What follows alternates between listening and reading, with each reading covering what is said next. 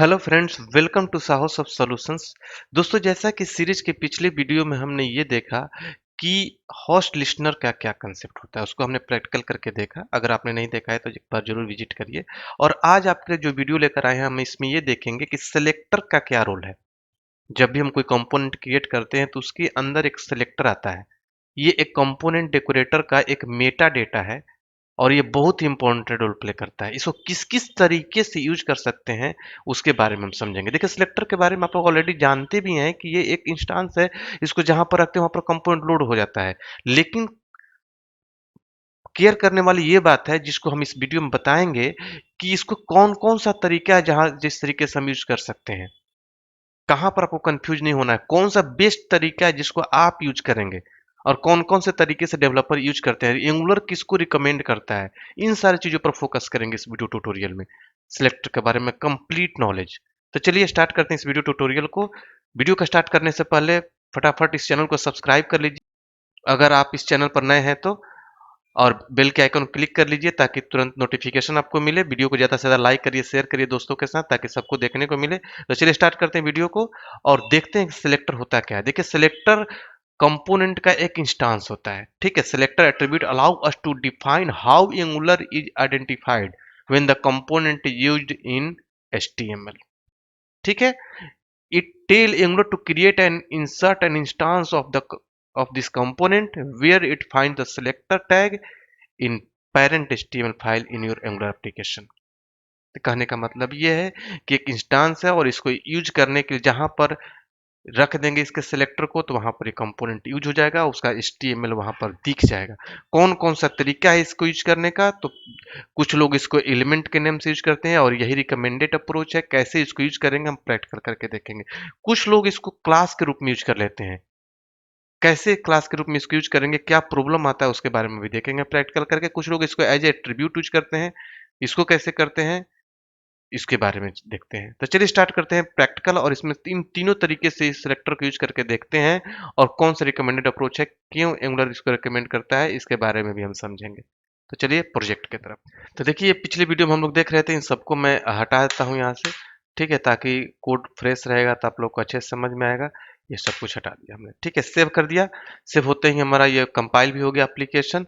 देखिए, हम बात कर रहे हैं, देखिए हम सब एक एक लाइन के बारे में समझते आ रहे हैं। इसके बारे में भी समझ लिया, अब हम बात करेंगे इसके बारे में।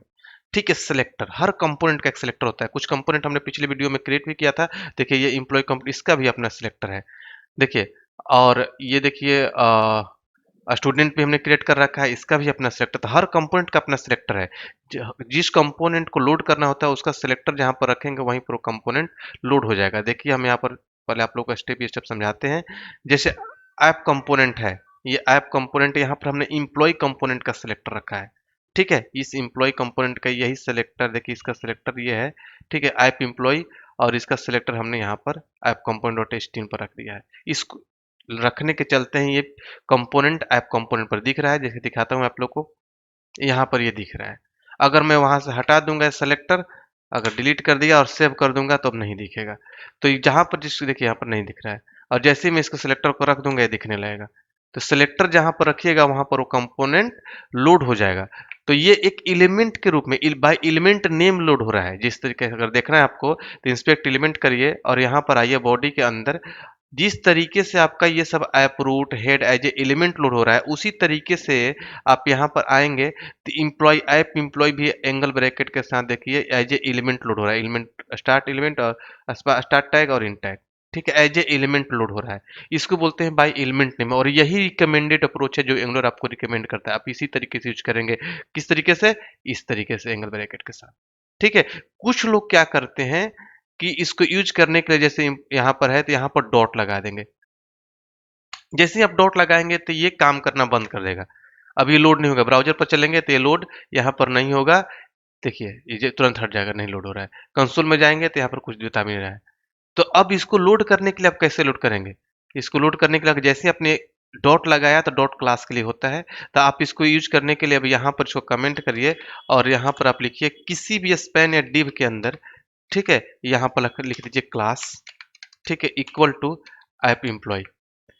तो ऐसे भी ये आपका एम्प्लॉय सिलेक्टर लोड हो जाएगा और ये कंपोनेंट आपके ब्राउज़र पर दिखने लगेगा। लेकिन ये एज़ ए क्लास लोड हो रहा है। देखिए ब्राउज़र पर अब ये लोड हो गया है। अब यहाँ पर जैसे ही आप आते हैं जैसे एलिमेंट के रूप में यूज़ हो रहा था वो, अब यहाँ पर देखिए div के अंदर क्लास के नेम से लोड हो रहा है, देखिए ऐप एम्प्लॉय। तो अब यहाँ पर कन्फ्यूजन हो सकता है। आपने यूज़ किया है तो आपको पता है कि ऐप एम्प्लॉय एक सिलेक्टर है, ठीक है? कोई दूसरा देखेगा तो सोचेगा कोई क्लास है। ठीक है, कन्फ्यूजन हो सकता है, ये रिकमेंडेड अप्रोच नहीं है, क्योंकि अब आपको लग रहा हो कि ऐप इस तरीके से लिखा होता है सिलेक्टर ही होगा, आप सिलेक्टर का नेम चेंज भी कर सकते हैं। जैसे मान लीजिए कि हमने यहाँ पर नेम चेंज कर दिया, एक चीज़ ये भी समझ लीजिए किसी भी सिलेक्टर का नेम आप चेंज कर सकते हैं। जैसे ऐप, लेकिन रिकमेंडेड अप्रोच क्या है? यही ऐप के साथ लिखा हुआ। आप यहाँ पर चेंज कर देंगे, मान लीजिए हमने लिख दिया एबीसी, तो इसी एबीसी के रूप में यहाँ पर यूज़ करेंगे, यहाँ पर एबीसी लिखेंगे। मान लीजिए हमने यहाँ पे लिख दिया एबीसी, तो इसी एबीसी को भी आप यहाँ पर लिख दीजिएगा, यहाँ पर ए बी सी, तो ऐसे भी लोड हो जाएगा। ठीक है, ब्राउजर पर चलेंगे तो ये लोडेड होगा। देखिए यहाँ पर आप जैसे ही आएंगे, रिफ्रेश करिए, तो यहाँ पर आपका ऐप एम्प्लॉय लोड हो जाएगा और यहाँ पर देखिए क्लास एबीसी दिखा रहा है। तो अब एबीसी सब कंफ्यूजन हो जाएगा, अब तो आपको बिल्कुल समझ में नहीं आएगा कि सिलेक्टर है क्या है। तो इसीलिए नेम भी जो जेनरिक जनरेट होके आया है उसी को रखिए, ठीक है?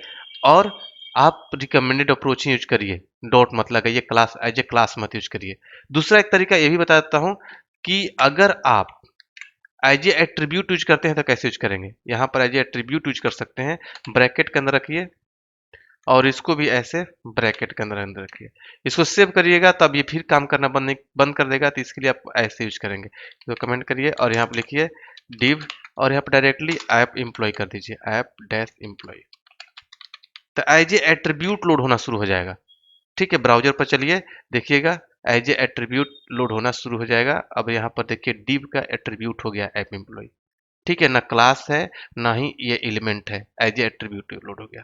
तो ये भी रिकमेंडेड अप्रोच नहीं है। रिकमेंडेड अप्रोच कौन सा है आपका? आपका रिकमेंडेड अप्रोच है ये है, एलिमेंट बाय नेम। तो आप इन सबको यूज नहीं करेंगे, कुछ लोग ऐसा यूज करते हैं, इसलिए मैं आप लोग को बता दिया ताकि आप कहीं भी कंपनी में काम करने जाएं तो आपको कंफ्यूजन ना हो, इसलिए ये चीजें मैंने आप लोग को बताया। ठीक है, तो आप इस तरीके से इसको यूज करेंगे एज ए एलिमेंट नेम। ठीक है, तो ये होता है सेलेक्टर, और सेलेक्टर हर कंपोनेंट का अपना होता है, चाहे किसी भी वर्जन में आप काम करेंगे, हर कंपोनेंट का अपना एक सिलेक्टर होगा और वही सिलेक्टर उस कंपोनेंट को रिप्रेजेंट करेगा, जहां पर रखिएगा वहां पर वो लोड हो जाएगा। होप कि आप लोग को समझ में आ गया होगा सिलेक्टर के बारे में। फिर भी आपके माइंड में कोई भी कंफ्यूजन हो तो हमारे कमेंट बॉक्स में जरूर शेयर करिए, हम आपके कमेंट का रिप्लाई जरूर करेंगे। तो चलिए मिलते हैं अगले वीडियो में अगले टॉपिक के साथ, तब तक के लिए थैंक यू।